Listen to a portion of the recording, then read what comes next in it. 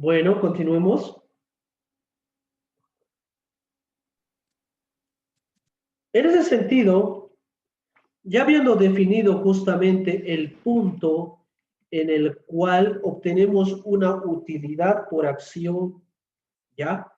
De cada una de nuestras opciones, 5.4, 6.30 y 5.35, y como también determinando cuál es la utilidad que debe generar cada una de las opciones para tener una utilidad por acción igual a cero, ¿no? Igual a cero, podemos graficar, que es para entender justamente nuestro ejercicio. Pero antes de ello vamos a explicar por qué salen diferentes resultados. En el caso del accionista ordinario, tener una utilidad antes de intereses e impuestos igual a cero va a garantizar que la utilidad por acción sea igual a cero. ¿Por qué? Porque no tiene que pagar ni intereses, no debe pagar ni accionistas preferentes. Entonces, para que su utilidad por acción sea cero, la utilidad antes de intereses e impuestos debe ser igual a cero. Más por el contrario, en el caso de la deuda, la empresa mínimamente debe generar una utilidad antes de intereses de 600,000. ¿Por qué? Porque esta utilidad de 600,000 mínima que debo tener es la que va a pagar los intereses. Entonces, cuando yo le quite 600,000 por intereses, mi utilidad va a quedar en cero. Y por lo tanto, la utilidad por acción es igual a cero. Muy importante. Ahora bien, en el caso del accionista preferente, yo voy a tener, ya, uno, voy a tener, primero que tener una utilidad para que satisfaga dos cosas. Uno, los impuestos. Y dos, la cuota o dividendo preferente, para que mi utilidad salga cero. Si no, no va a salir cero. Entonces, a esto primero le voy a sacar un 40%, que son los impuestos, y luego le voy a restar la cuota preferente, que es 550,000. Y ahí me va a salir cero. Entonces, mínimamente debo tener esta utilidad para que me salga cero, ¿no? Si sale más, es ganancia. Sale menos, pérdida. Tiene que salir este número. ¿Ya? Muy importante. Entonces, veamos en el gráfico. En el eje X tengo la utilidad antes de intereses e impuestos.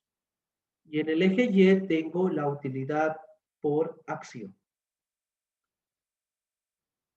Veamos cada una de estas líneas. 1,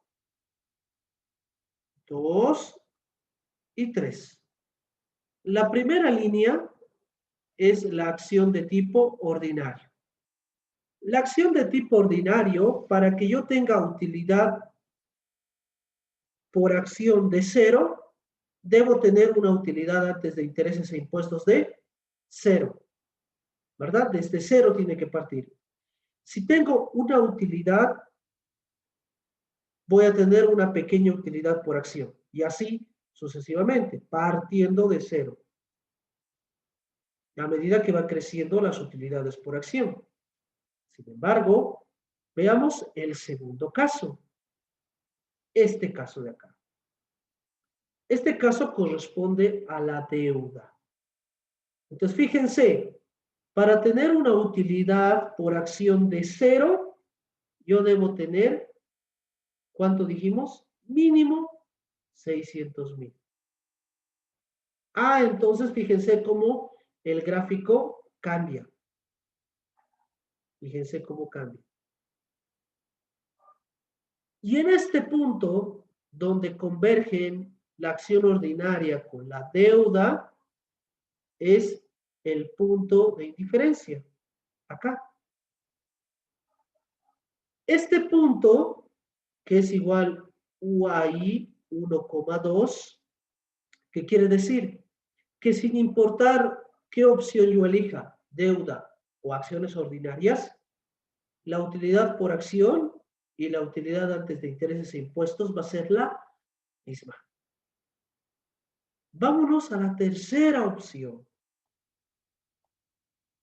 Este de acá. Este punto es el de las acciones preferentes. Aquí está. Acciones preferentes. Y acá, ¿cuánto dijimos que era? 916,000 aproximadamente. Y fíjense cómo sube la línea. Fíjense cómo sube la línea. Y llega a un punto en el cual converge con la acción ordinaria. Ese punto es este. De acá. Este punto se conoce como utilidad antes de intereses e impuestos 1,3. Este punto es donde la utilidad antes de intereses e impuestos y el utilidad por acción son indiferentes a pesar de que yo elija o acciones preferentes o acciones ordinarias, sin importar qué tipo de opción yo elija, pues voy a tener el mismo resultado, ¿no? Pero tú te preguntas si existe la combinación deuda con acción preferente. No, no existe porque nunca chocan los puntos entre deuda y acción preferente. Jamás van a converger. Entonces solamente pueden coincidir con la acción ordinaria. ¿Ya? Este es el gráfico, ¿no? Y aquí entendemos muy bien justamente cómo evoluciona el apalancamiento financiero a diferentes niveles de utilidad. Y eso se traduce en la fórmula del grado de apalancamiento financiero. El grado de apalancamiento financiero es igual a principalmente, ¿no? Uno, el cambio en la utilidad por acción, ¿no?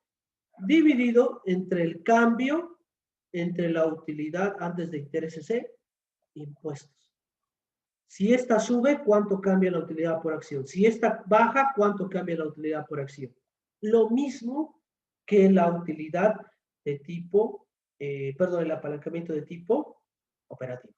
La misma, ¿no? Ah, entonces, se asemeja al apalancamiento operativo, solamente que en el apalancamiento operativo era el cambio en la utilidad antes de intereses e impuestos dividido entre el cambio en las ventas, ¿no? Eso era. Ahora nos vamos a la segunda parte, el cambio de la utilidad por acción sobre el cambio de la utilidad antes de intereses e impuestos. ¿Cuánto va a cambiar la utilidad por acción por cada cambio de utilidad operativa? Las fórmulas son estas. El grado de apalancamiento es operativo A, utilidad antes de intereses e impuestos, dividido entre utilidad antes de intereses e impuestos, menos los impuestos, menos la tasa del accionista preferente, dividido entre 1 menos la tasa de impuestos. Aquí está. Primero hacemos para la deuda y luego para la acción preferente. Para la deuda, fíjense, utilidad 2.700, utilidad 2.700 menos el interés. ¿Cuánto era? 2.600. Menos, teníamos justamente tasa que pagar por accionista preferente. No, era igual a 0. Dividido entre 1 menos t es igual a 0. Entonces aquí va a ser menos 0. Me sale 1.29. Hago para los dividendos preferentes. 2.700 dividido entre 2.700 menos el interés. No hay interés. Menos 0. Menos cuota de accionista preferente. Ah, ahí sí tengo 550.000 dividido entre 1 menos 40%. Me da igual a 0,60 o 60%. Y esto es igual a 1.51. En tal sentido, es muy importante tener en cuenta qué cosa. Que fíjense, ¿cuál es el que tiene mayor grado de apalancamiento? ¿La deuda o el accionista preferente? ¿Cuál tiene mayor grado de apalancamiento?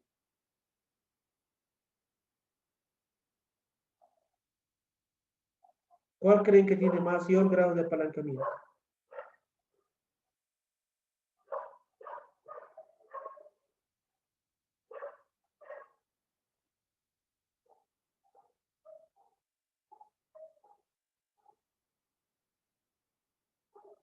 El que tiene mayor grado de apalancamiento es el dividendo por la acción preferente. Justamente porque debo pagar y necesito mucha más cantidad de recursos para poder coberturar nuestros importes con nuestros socios, ¿no? Necesito mayor cantidad de utilidad para poder soportar justamente el valor de ellas, ¿no? ¿Y cómo yo verifico esto? Vuelvo arriba y fíjense, para la deuda necesito solo 600.000, para el accionista preferente 916.000. Ahí sé que el accionista preferente es mucho más apalancado que justamente la deuda. Pero, ¿de qué depende esto? De la tasa. Este apalancamiento está que la deuda está financiada al 12% y que la acción preferente es un 11%. Dependemos de eso, de ese criterio. Esto puede sumar, puede disminuir. Lo mismo el accionista preferente, puede ser más o como puede ser menos. Entonces, se dan cuenta, la sensibilidad de los resultados es amplia. Yo puedo aumentar o disminuir cada una de estas opciones y el resultado del apalancamiento va a ir cambiando. No es una regla general, ¿no? Depende mucho del costo tanto de la deuda como del instrumento patrimonial, ¿no? Que esto es el KPM y el WACC, ¿no? De determinar justamente el grado del costo del patrimonio y cómo también determinar cuánto es el torno de retorno de todo el capital, ¿no? A través del WACC. Entonces ya tengo este criterio muy importante. Ya sabiendo qué es el apalancamiento operativo y qué es el apalancamiento financiero, pues debo analizar algo muy importante, sobre todo en el apalancamiento financiero. El riesgo. El riesgo de no poder pagar mis obligaciones, ¿no? Es muy importante. O también el riesgo que al financiarme con deuda, los gastos financieros puedan ocasionar que mi empresa tenga pérdidas. Porque ustedes saben muy bien que si yo me presto del banco por primera vez, en mi estado de resultados va a aparecer un nuevo gasto que se llama gasto financiero. Y para que el banco me pueda prestar dinero, tuvo que haber hecho un estudio previo. Y al hacer el estudio previo se dio cuenta que mi empresa sí tenía utilidades y que sí podía pagar un préstamo.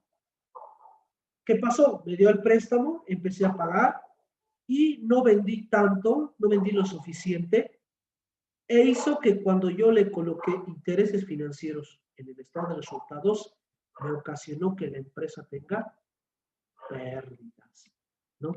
Pérdidas. Entonces, muchas veces la empresa no hace ese cálculo se presta con cualquier tasa, ¿no? Se presta con cualquier tasa y eso ocasiona que justamente pase lo siguiente, que su estado de resultados al final del primer año de haberse prestado se ha perdido. Y tú te pones a analizar por qué, por los intereses financieros. Si tú le quitas los intereses financieros a ese estado de resultados, ves que es ganancia. Por eso hablamos de utilidad antes de intereses e impuestos, o conocido también como el EBIT, ¿no? El EBIT, ¿ya? UAI es lo mismo que decir EBIT, que es el EBIT o el UAI. Pues EBIT es en inglés, ¿no? Earnings before interest and taxes, ¿no? En cambio, UAI es en español, en castellano, utilidad antes de intereses e impuestos, ¿no? Si escuchan la palabra EBIT, es utilidad antes de intereses e impuestos. Y otra que también se escucha mucho es EBITDA, que es utilidad antes de intereses e impuestos, depreciación y amortización, ¿no? Quitando todo eso, ¿no? También es un acrónimo en inglés, ¿no? Depreciation y amortization, ¿no? Justamente ambas, ¿no? Que son un valor. En Finanzas 2 van a conocer mucho más para qué sirve el EBIT y el EBITDA para valoración, el tema de valoración. Si llevan Finanzas 2 conmigo, pues van a conocer muy bien para qué sirve el EBIT y el EBITDA. Bien. Dentro entonces de esto, y habiendo ya definido qué es el riesgo financiero y todo lo que conlleva a la empresa, la insolvencia, debemos tener en cuenta que pues, la empresa debe hacer un estudio justamente de su estructura financiera para que pueda cubrir de dos maneras, ¿no? El nuevo financiamiento. Uno, se debe coberturar, justo garantizar una cobertura, y dos, capacidad.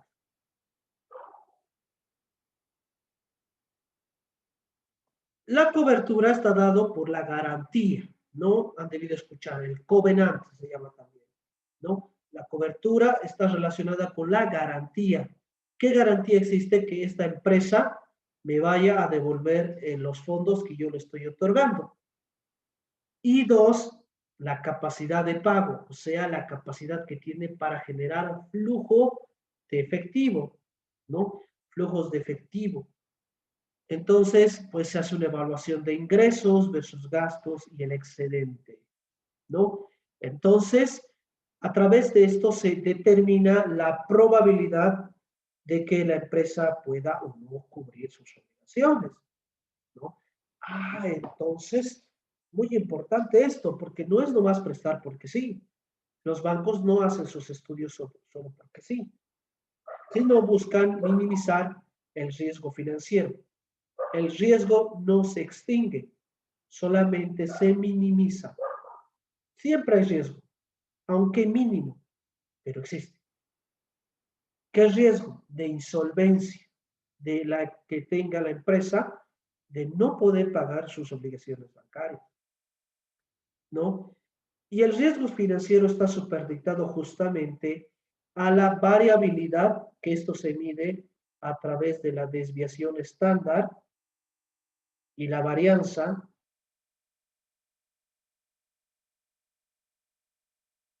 que son medidas estadísticas, que justamente pues los cambios en nuestra utilidad por acción, cuanto mayor sea la desviación y variación y la varianza de nuestras utilidades por acción, mayor será el riesgo de insolvencia y por ende también de apalancamiento financiero. Sin embargo, si menor es la varianza y desviación estándar, pues el riesgo también será menor y por ende también el apalancamiento. En Finanzas 2 también Vamos a aprender para qué sirve la desviación estándar, la varianza y cómo son una medida para expresar el riesgo.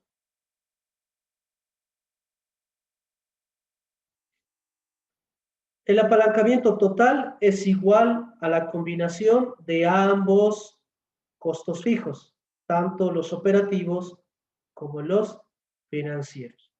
Lo que busca el grado de apalancamiento total es justamente magnificar, ¿no?, el cambio de las ventas y su efecto en la ganancia por acción, ¿no? Entonces, es esto lo que vamos a evaluar.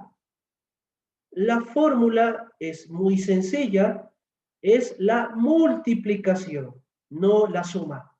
La multiplicación del grado de apalancamiento operativo por el grado de apalancamiento financiero. Grado de apalancamiento operativo por el grado de apalancamiento financiero. Mi fórmula general es igual. El cambio en las utilidades por acción dividido en el cambio de las ventas, no de las ventas, ¿no? Nos estamos ya combinando ambos, ¿no? ¿Cuál va a ser el efecto que tenga en la utilidad por acción? El efecto del cambio en las ventas. Cada unidad nueva vendida, ¿cómo va a afectar a las utilidades por acción?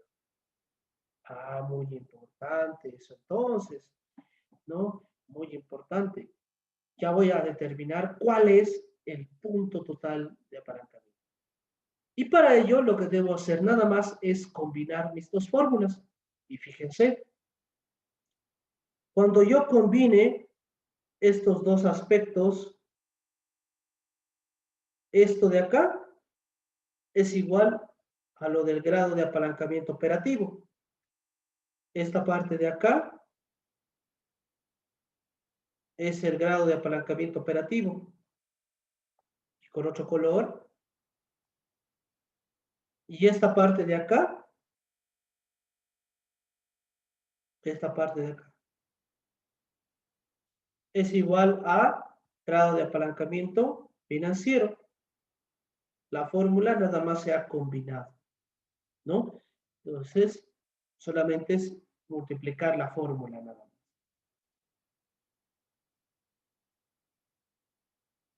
Un pequeño ejemplo, que este ejemplo son con los datos que ya los hemos hecho anteriormente. La empresa tiene una deuda de 200,000 a una tasa del 8%. El precio de venta es de 50 y el costo variable es de 25. Los costos fijos son de 100,000. La tasa de impuestos es del 40% y deseamos conocer el grado de apalancamiento para 8,000 unidades de producción y ventas. Aplico mi fórmula. 8,000 por precio de venta menos costo variable dividido entre unidades vendidas por la diferencia entre precio menos costo variable menos el costo fijo y menos el interés. Menos 0. ¿Por qué? Porque no hay la cuota del accionista preferente dividido entre 1 menos t. Esto es igual a 0. Entonces, por eso lo estoy colocando un menos 0. Entonces, aplico mi pequeña fórmula, da 2.38. Hago por separado. El grado de apalancamiento operativo me sale 2. El grado de apalancamiento financiero sale 1.19. Y esto me da igual a ¿cuánto? A lo mismo, 2.38. Yo utilizando una fórmula combinada o como también utilizando la fórmula por separado, te va a dar el mismo resultado.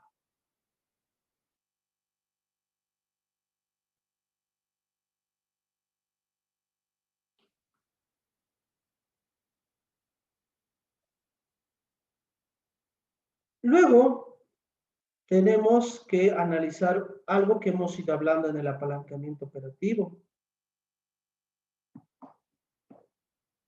Cuando hablamos del apalancamiento, perdón, financiero, hacemos referencia muchas veces a la capacidad de la empresa de poder asumir una nueva obligación financiera y no entrar en insolvencia, o sea, de poder pagarla con normalidad. Yendo en este sentido, existen razones financieras, estas razones no las hemos visto en su momento y ahora las vamos a ver, razones financieras que nos ayudan a identificar el grado de cobertura que tiene la empresa con respecto a sus deudas. El grado de cobertura que tiene la empresa con respecto a sus deudas.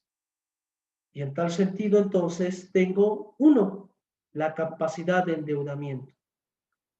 La capacidad de endeudamiento es cuál es la estructura máxima de deuda que puede tener mi empresa y que puede cubrir de manera adecuada.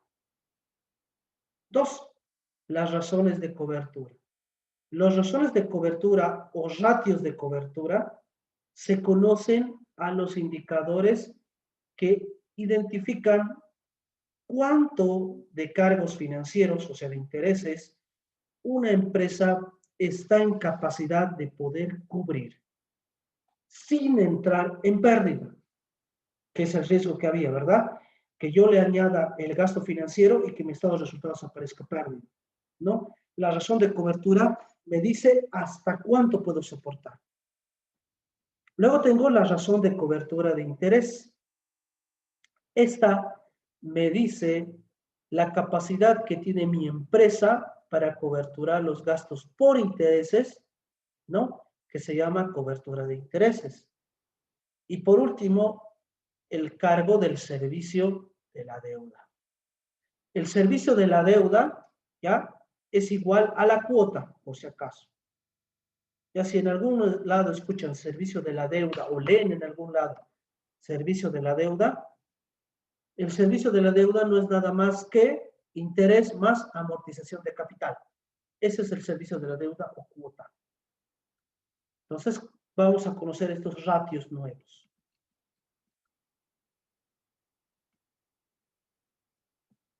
Antes de justamente conocer los indicadores, algo que en el tema de flujo de efectivo ya lo había destacado, es la importancia de conocer el flujo de efectivo por parte de nuestra empresa. La importancia de conocer el flujo de efectivo por parte de la empresa. Sobre todo, ¿cuál de los flujos operativos dijimos que era el más importante? El flujo de caja operativo. Porque a través del flujo de caja operativo, que es el flujo de corto plazo o la generación de corto plazo, vamos a poder cubrir nuestras obligaciones financieras, ¿no? Entonces, por ejemplo, yo quiero sacar un préstamo bancario, pero voy al flujo de efectivo y mi generación operativa de fondos es negativa.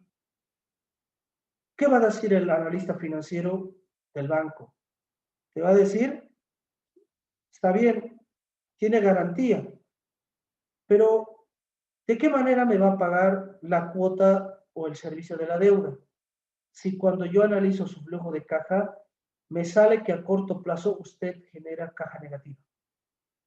O sea, gasta más de lo que recauda en el corto plazo. ¿Cómo me va a pagar? Entonces es muy importante el estudio del flujo de caja operativo para conocer la capacidad que tiene la empresa de poder pagar sus obligaciones, ¿no? Entonces es muy importante tener en cuenta aquello.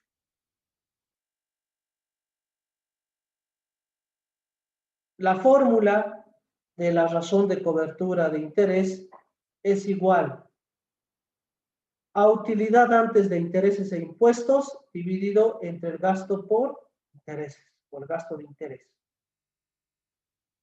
Por ejemplo, nuestra empresa ya indica que su utilidad antes de intereses e impuestos es igual a 6 millones. E indica que también pagó en la gestión intereses por 1.5 millones.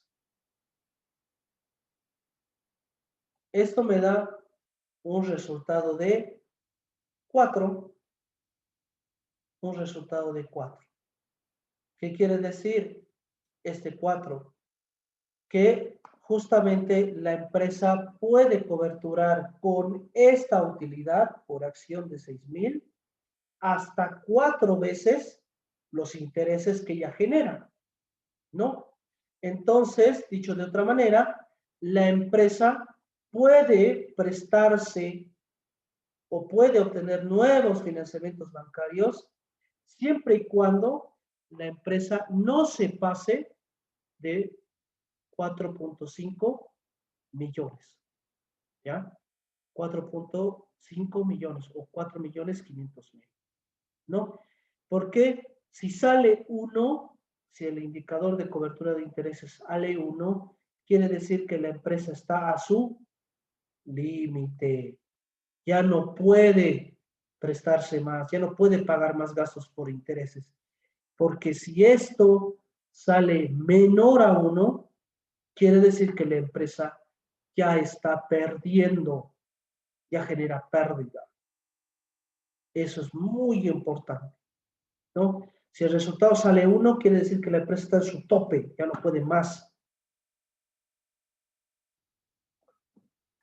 Y si sale menor a 1, quiere decir que la empresa ya está en pérdida. Ya muy importante.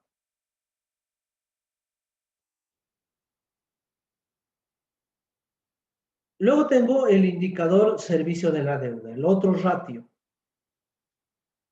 Este ratio es igual a utilidad antes de intereses e impuestos dividido entre el gasto por intereses más pagos al principal menos 1 menos la tasa de impuestos. Cuando hablamos de pagos al principal, hablamos de amortización de capital.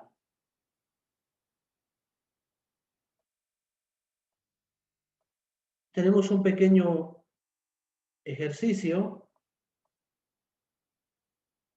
Si los pagos al principal del periodo anterior fueran igual a 1 millón al año y la tasa de impuestos fuera un 40%, ¿cuál sería la razón del servicio de la deuda? Este sería igual, fíjense, utilidades desde intereses e impuestos, 6 millones. ¿Cuánto pagábamos por intereses? 1.5 millones. Más 1 millón dividido entre 1 menos 0.40, que son los impuestos, me da igual a 1.89. No, 1.89. Esto quiere decir que la empresa ya solamente puede disminuir sus utilidades en un 47%, ¿ya? Para que su saldo sea insuficiente para poder pagar sus obligaciones. Cuanto este esté más cerca a 1, cuando este resultado esté más cerca a 1, más crítica es la situación. O sea, más cerca estoy de la insolvencia, más riesgo de la insolvencia, ¿no? Lo mismo que el ratio anterior, ¿ya? Cuanto más cerca esté de 1, significa que la empresa ya está casi también en su límite, que su flujo de caja apenas está coberturando el servicio de la deuda. Apenas, ¿no? Entonces es muy importante. Con esto puedo establecer los límites de mi empresa.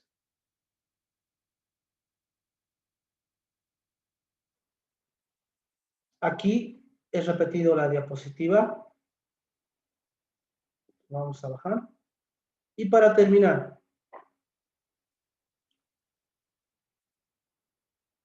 el apalancamiento, si bien es una medida necesaria, ¿quién no se financia? Todo el mundo se financia. El financiamiento o el uso del apalancamiento, ya sea a nivel personal o empresarial, siempre es una decisión que se debe tomar considerando diferentes aspectos y criterios y datos que tenemos, tanto de las personas como también de las empresas, para optar por la decisión adecuada y apropiada que se ajuste a nuestra capacidad de generación de flujo de caja, o sea, nuestro dinero, y como también que la capacidad de endeudamiento que nosotros tengamos soporte una deuda financiera y que esta no ocasione insolvencia. Cuando se hacen financiamientos sin hacer un análisis adecuado de la cobertura y del flujo de caja o la capacidad de pago, lo que llega a suceder es justo la mora o otra herramienta que también es un cáncer en el sistema financiero, que se conoce como el bicicleteo. Cuando tú te prestas para pagar otra deuda y así, no me presto para pagar otra deuda y así, me presto, ¿no? Y vas de banco en banco prestándote para pagar solamente deudas. Esa no es la naturaleza de un financiamiento. La naturaleza de un financiamiento es ayudarte a crecer y formar un mayor patrimonio a través del uso de ese factor. ¿Ya? Y con esto se termina el tema. Voy a cerrar la sesión, chicos. Voy a mandarles el último enlace para una pequeña despedida y definir los parámetros del examen final.